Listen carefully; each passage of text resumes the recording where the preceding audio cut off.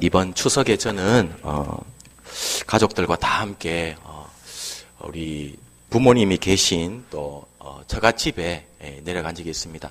저희 처가 식구들은 다 이제 장인어른, 장모님 다들 대구에 사시는데요.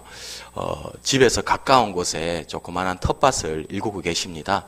거기에서 이제 저희 자녀들이 내려가면은 어떤 그런 것을 열매를 딸 수 있는 그런 것을 해주시기 위해서 텃밭을 가꾸고 계시는데요.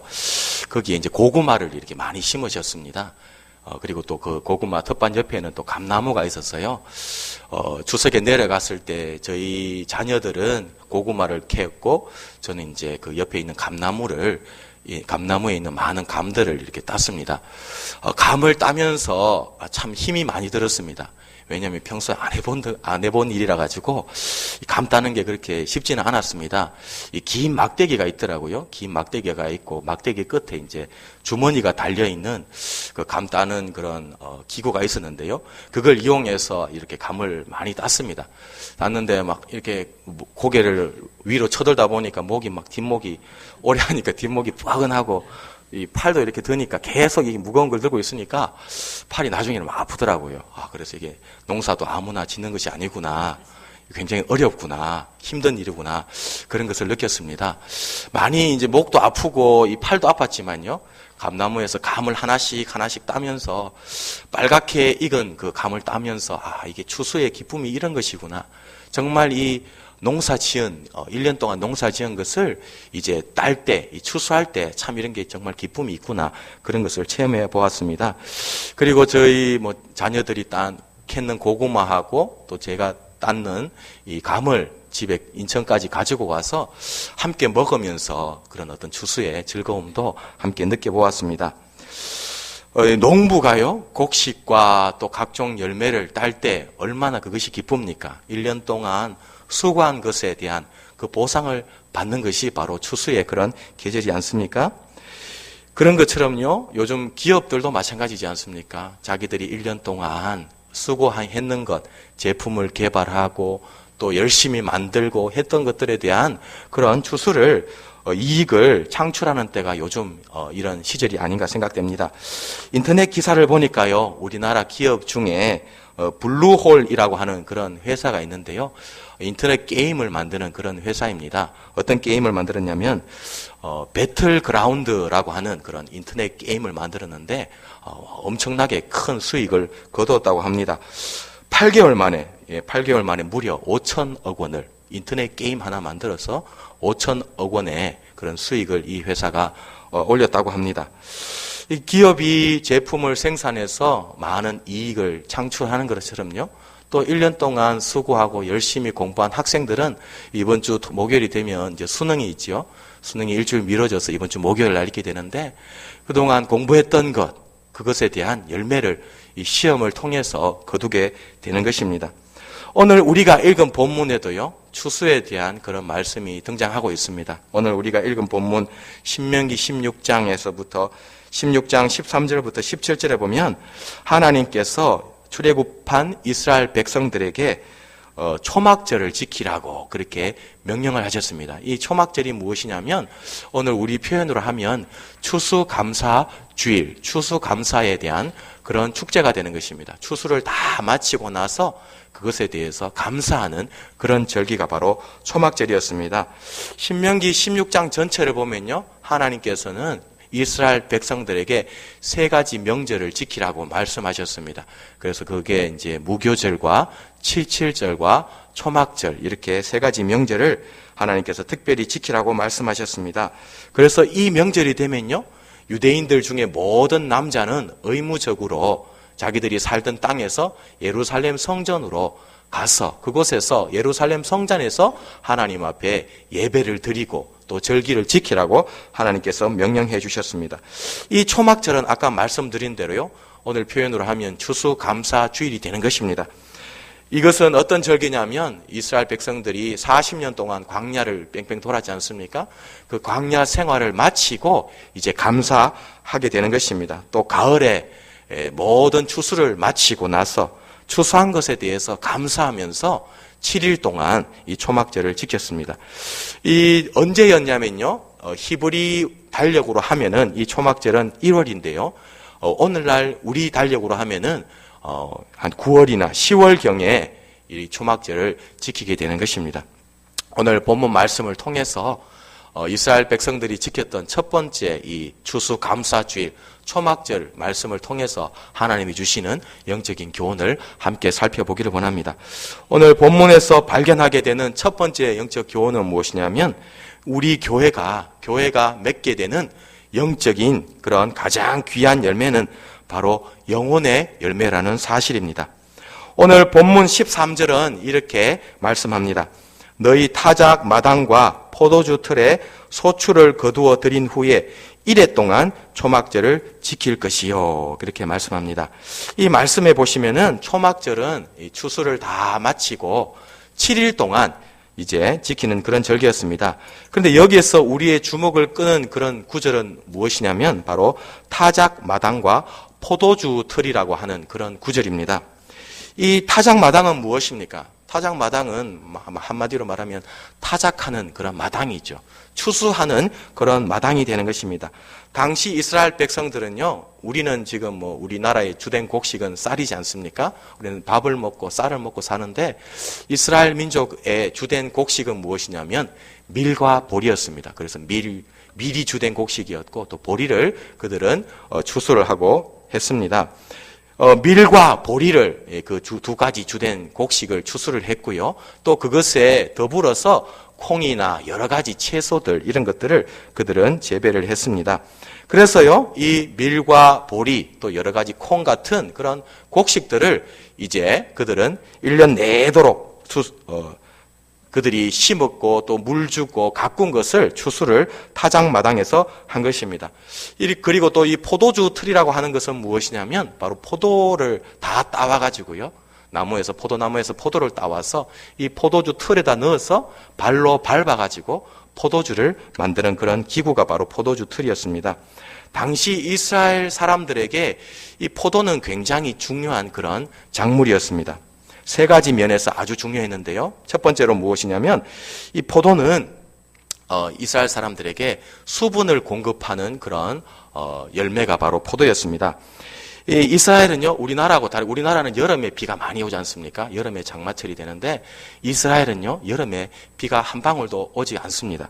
여름에 하나도 비가 오지 않습니다.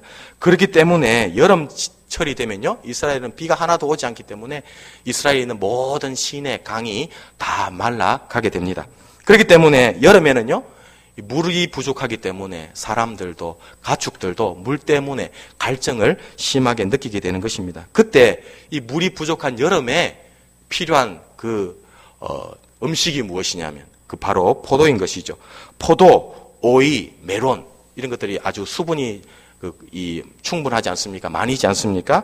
그래서 물이 없는 그때에 이스라엘 사람들은 포도를 먹으면서 수분을 공급했습니다. 그리고 두 번째로 이 포도는 왜 중요했냐면요, 겨울 양식이 되었습니다. 겨울에 이 포도를 따서 말려가지고 건포도를 만들어서 겨울에 그 건포도가 그들의 양식으로 아주 중요한 그런 역할을 했습니다. 그리고 또 마지막으로요, 이 포도는 왜 중요했냐면 이 사람들은 포도가 많은 여러 가지 포도를 생산했거든요. 여러 가지 포도를 생산해서 그것을 가지고 아주 질이 좋은 퀄리티가 높은 그런 포도주를 그 사람들이 많이 만들었습니다. 그래서 그것을 이웃 나라에다가 수출을 했습니다. 그러니까 이 포도는 그들에게 굉장히 중요했는데 그들에게 수입원이 돈을 만들어주는 그런 열매가 바로 포도였습니다. 그래서요, 타작 마당과 포도주 틀이라고 하는 것은 이스라엘 민족에게 있어서는 너무너무 소중한 거예요. 너무너무 소중한 것입니다. 타작 마당은 무엇입니까? 바로 그들이 1년 동안 먹을 수 있는 양식을 공급해 주는 그런 장소가 바로 타작 마당이었습니다. 그리고 이 포도주 틀은요, 자기들에게 갈증을 해소해 줄 수 있고 또 많은 수입을 거두어 드릴 수 있는 그런 중요한 기구였습니다. 이스라엘 민족들이 이 타작 마당과 포도주 틀에서 그들의 1년 농사를 이제 짓고 추수를 한 것처럼요, 교회는 바로 이제 영적인 추수를 하게 되는 것입니다. 교회에서 영적인 추수를 하는데 그 맺게 되는 가장 중요한 열매가 무엇이겠습니까? 교회는 바로 우리가 맺어야 되는, 우리가 추수해야 될 가장 중요한 열매는 바로 한 영혼 한 영혼, 사람들의 영혼인 줄로 믿으시기 바랍니다. 교회의 가장 중요한 것은요, 돈도 아니고 건물도 아니고 바로 사람들인 것입니다. 바로 우리들인 것입니다. 하나님 믿는 하나님의 백성들이 교회에 가장 중요하고 바로 우리가 교회인 것입니다. 올해 2017년에 하나님께서는 우리 교회 가운데 귀하고 풍성한 영적 열매를, 추수를 허락해 주셨습니다. 제가 조사를 해보니까요, 오늘까지 하나님께서 우리 용현동 교회에 보내주신 새가족들이 총 장년분만, 어른들만 총 21분의 귀한 새가족들을 하나님께서 우리 교회 가운데 보내주셨습니다. 이것이 바로 하나님께서 우리 교회 가운데 올해 2017년에 주신 가장 귀한 영적인 열매인 줄 믿으시길 바랍니다. 우리 교회 이 작년 이 예배를 통해서요, 하나님께서 천하보다 더 귀한 21명의 영혼들을 우리 교회 가운데 보내주셨습니다. 또한 뿐만 아니라요, 교육부에도 하나님께서 그 학생들 또 어린 아이들 생명들을, 새로운 영혼들을 우리 교회 가운데 보내주시는 은혜를 베풀어 주셨습니다. 그것이 바로 우리 교회가 맺어야 할 영적인 열매인 것입니다.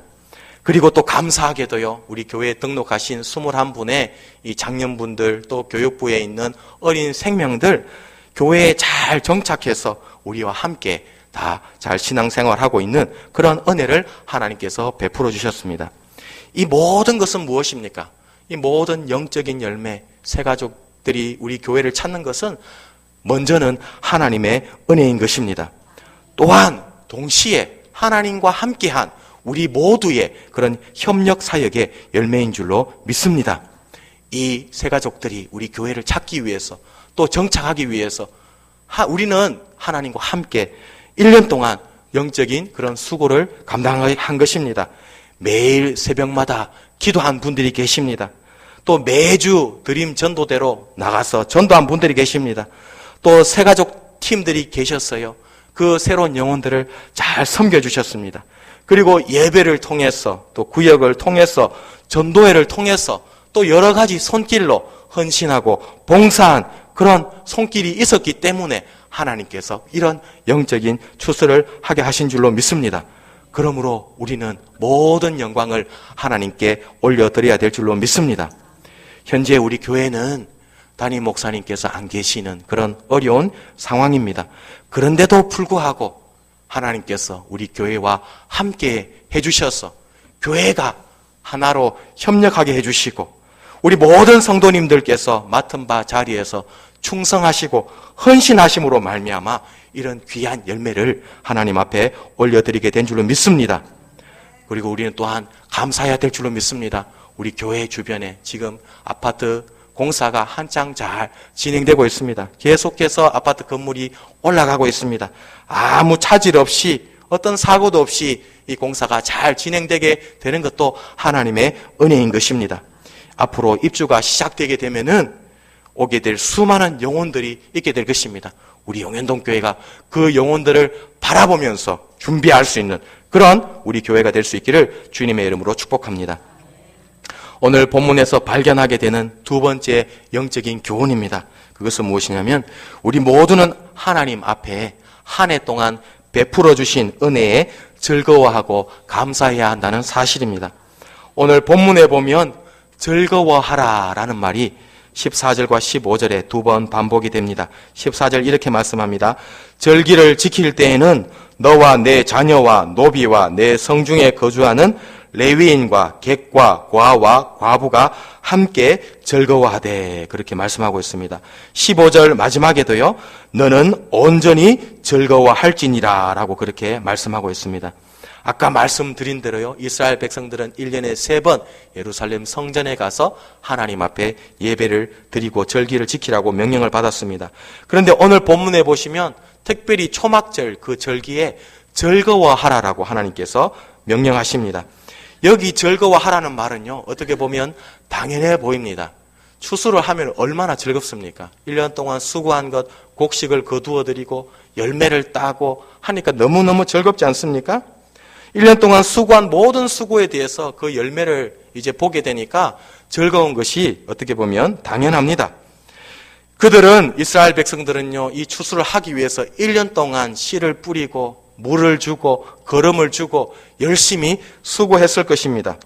하지만 아무리 열심히 씨를 뿌리고 물을 주고 거름을 준다고 해도 이런 인간적인 노력과 수고가 반드시 풍성한 결실로 이어지는 것은 아닌 것입니다. 우리는 그런 걸 잘 알지 않습니까? 1년 동안 수고했는데요, 노력했는데 땀을 흘렸는데 그 풍성한 추수를 하지 못하게 되는 사람들, 우린 주변에서 많이 보게 되는 것입니다. 1년 동안 열심히 사과 농사를 했는데요, 이제 추수를 해야 되는데 추수 바로 직전에 태풍과 우박이 와서 그 농작물을 다 피해를 입는 사람들, 우리는 가끔 보게 되는 것입니다.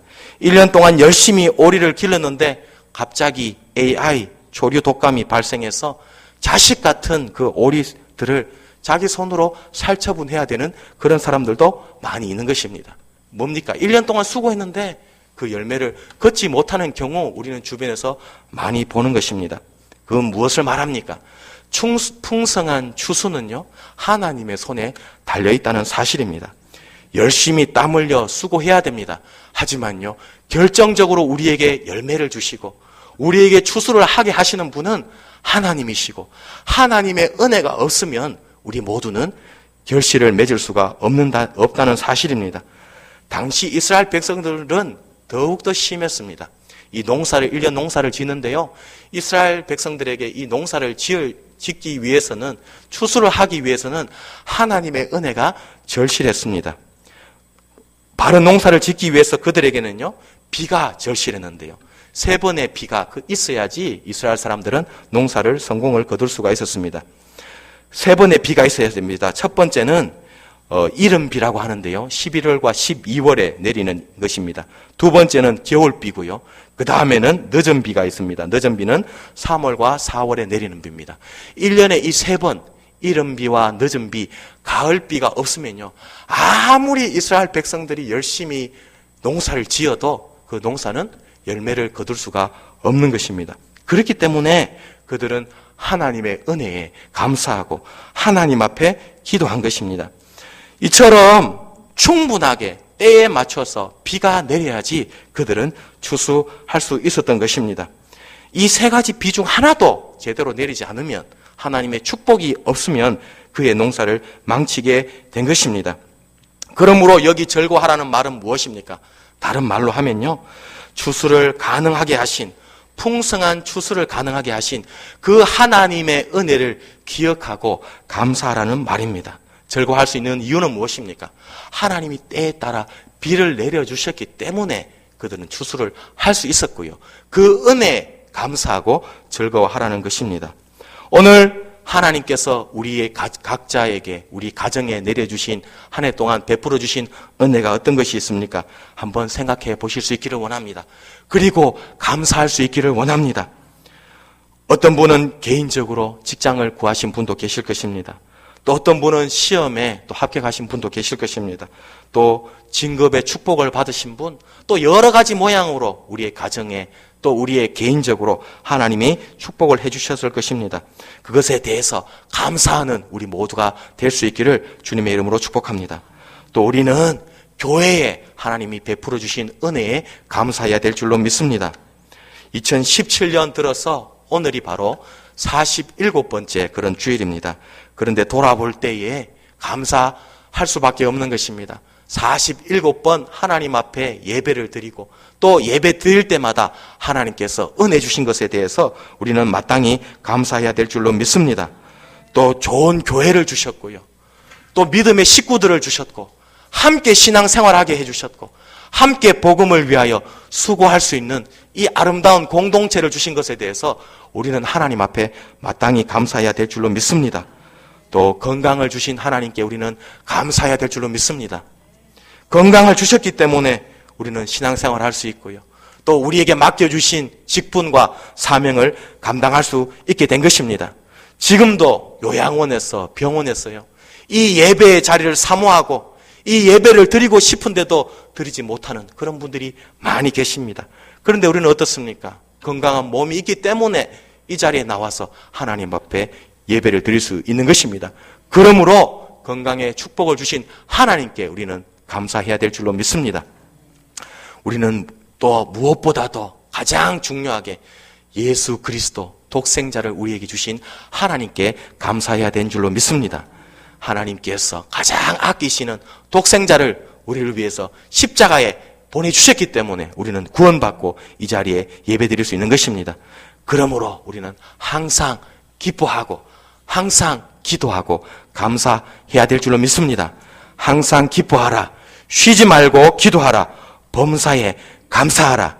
이것이 그리스도 예수 안에서 너희를 향하신 하나님의 뜻이니라 말씀하셨습니다. 이 말씀대로 범사에 감사할 수 있는 우리 모든 용현동교회 믿음의 식구들이 될 수 있기를 주님의 이름으로 축복합니다.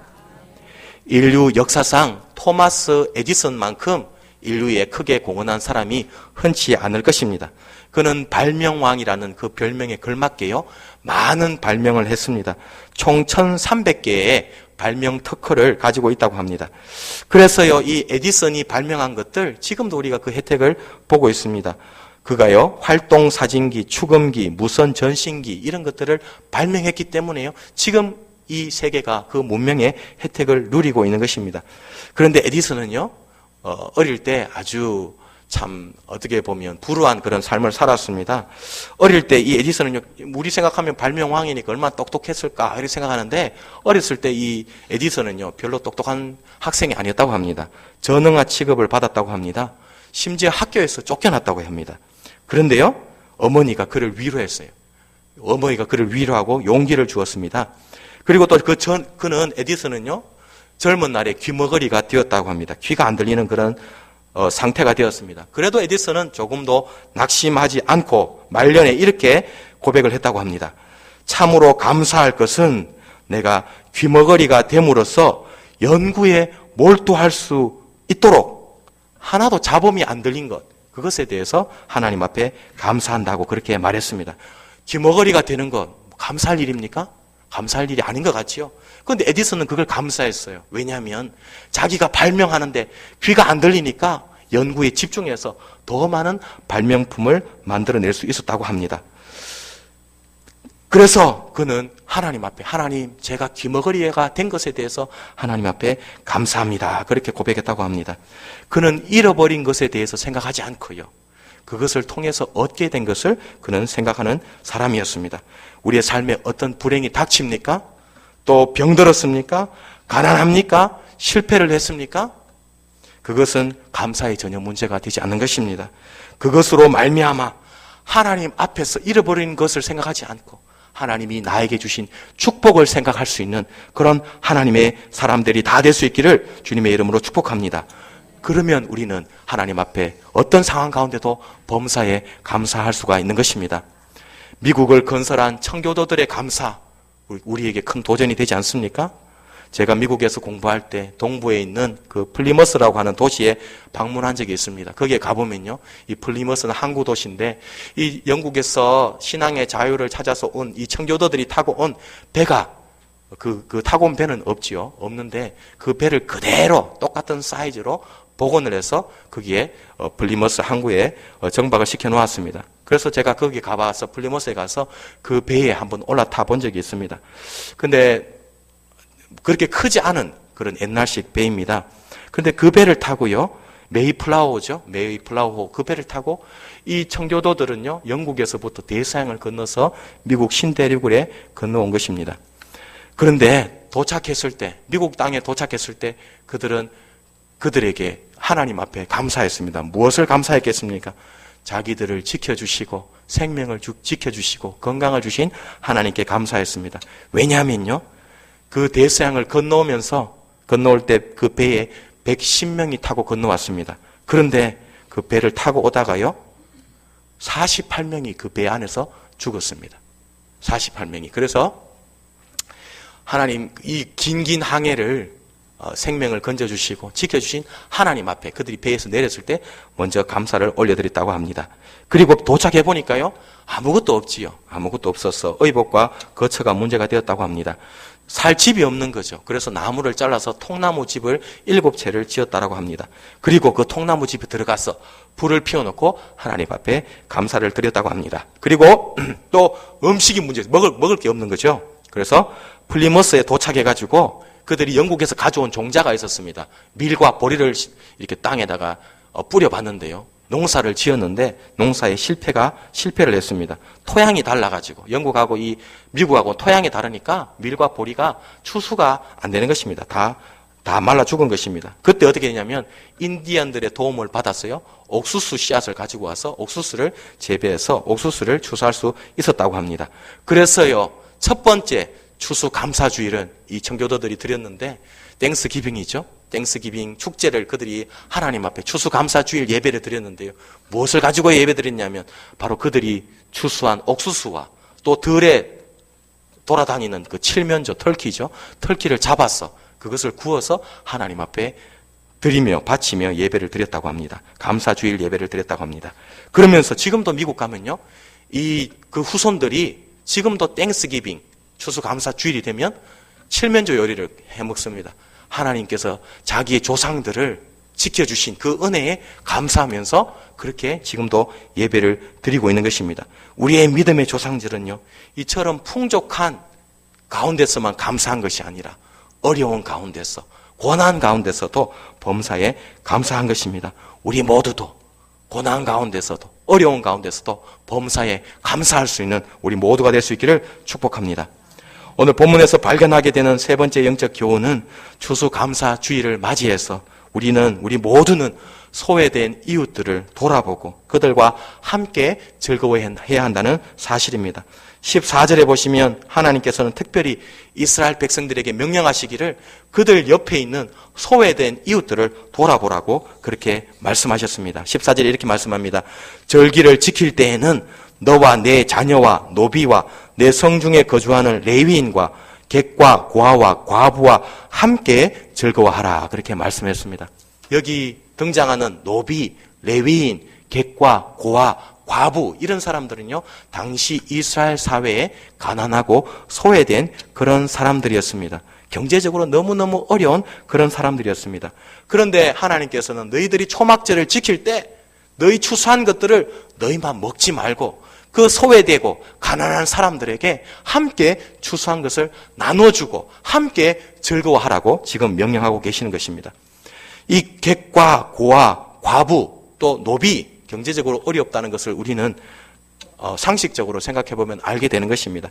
그런데 여기 보면 레위인도 당시에 경제적으로 어려운 그런 사람들이었습니다. 왜냐면요, 이스라엘 12지파 중에서 이 레위 지파는 어떻습니까? 다른 11지파는 다 하나님께서 땅을 나누어 주셨습니다. 다 11지파 모두 땅을 가족별로 지파별로 나눠 주었습니다. 하지만 이 레위 지파에게는요, 하나님께서 땅을 나누어 주지 않으셨습니다. 그러니까 땅도 없고 특별한 수입도 없었기 때문에 이 레위 지파는 가난한 그런 지파였습니다. 하나님은 땅을 나누어 주신 대신에 이 레위 지파에게는요 6개의 도피성을 주셨습니다. 그리고 이 레위인들은요 그 도피성을 중심으로 그렇게 살면서 그 지역 주변에 있는 사람들에게 하나님의 말씀을 가르치고 희생 제사를 드리며 하나님 앞에 예배를 인도를 하는 그런 사람들이었습니다. 그렇기 때문에 그들은 땅도 없고 특별한 수입도 없었기 때문에 가난한 그런 사람들이었습니다.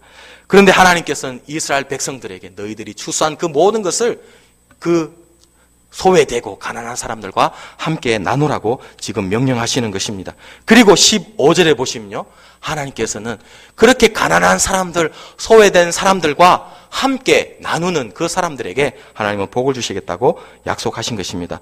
오늘 추수감사 주일을 맞이해서 우리에게도 그런 은혜가 있기를 축복합니다. 과거 이스라엘 백성들이 그러한 것처럼요, 주변의 가난한 사람들, 소외된 사람들과 함께 그들의 축복을 나눈 것처럼 오늘 추수감사주일을 맞이해서 우리 주변에 가난하고 소외된 사람들을 돌아볼 수 있는 그런 은혜가 있기를 간절히 축복합니다. 그럴 때 하나님께서요 우리를 축복해 주실 줄로 믿습니다. 오스트리아의 심리학자 알프레드 애들러라고 하는 박사님이 계십니다. 이분은 심리학자인데요. 사람들이 이 심리학자에게 많이 찾아온다고 합니다. 심리학자니까 우울증에 걸린 사람들이 많이 찾아온다고 합니다. 그러면 이분은요, 이 알프레드 애들러 박사님은 그 우울증 걸린 사람들에게 처방을 하는데 그 처방이 재미있는 처방을 한다고 합니다. 당신이 우울증 걸렸습니까? 우울증 걸리면 내가 처방하는 대로 하면 우울증이 낫게 될 겁니다. 그 처방이 뭔지 아십니까?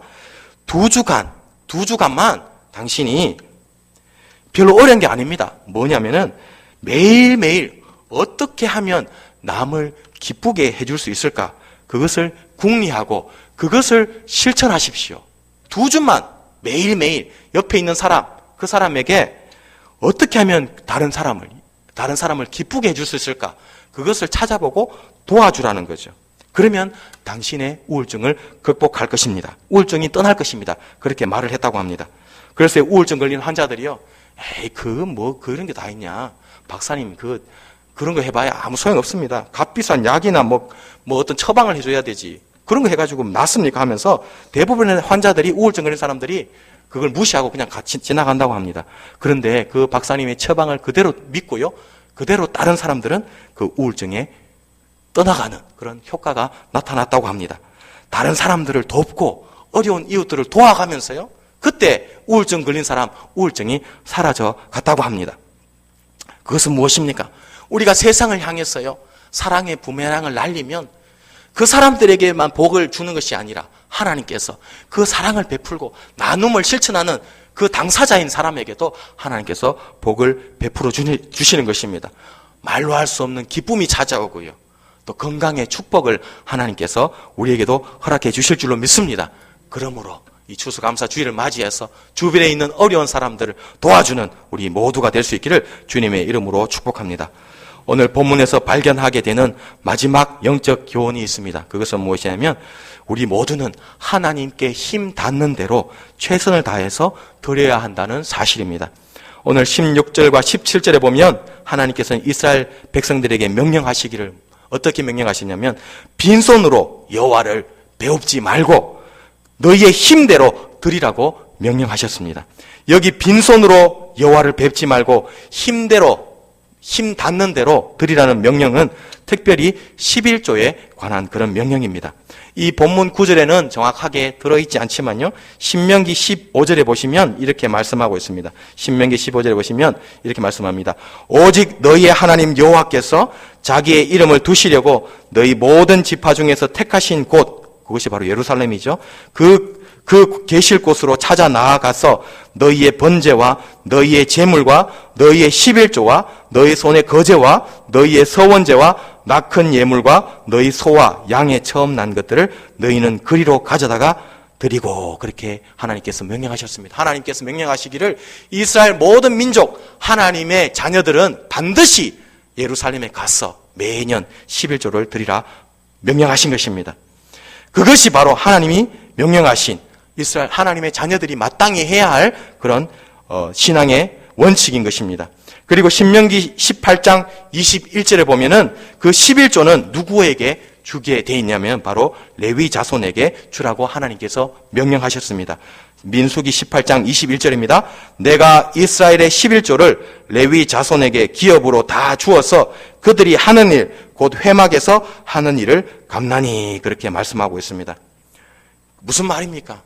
이 레위 자손들이 하는 일은 무엇입니까? 아까 말씀드린 대로요, 그들은 농사를 짓지 않았습니다. 그들이 하는 일은 무엇이었습니까? 회막에서 봉사하는 일이었습니다.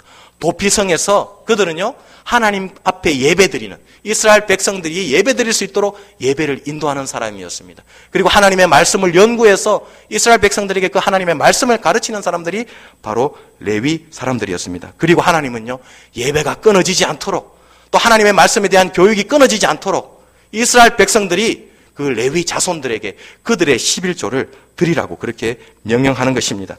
그럴 때 하나님께서는 그 11조를 드리는 사람에게 하나님은 넘치도록 축복하시겠다고 약속하셨습니다. 말라기 3장 10절 이렇게 말씀합니다.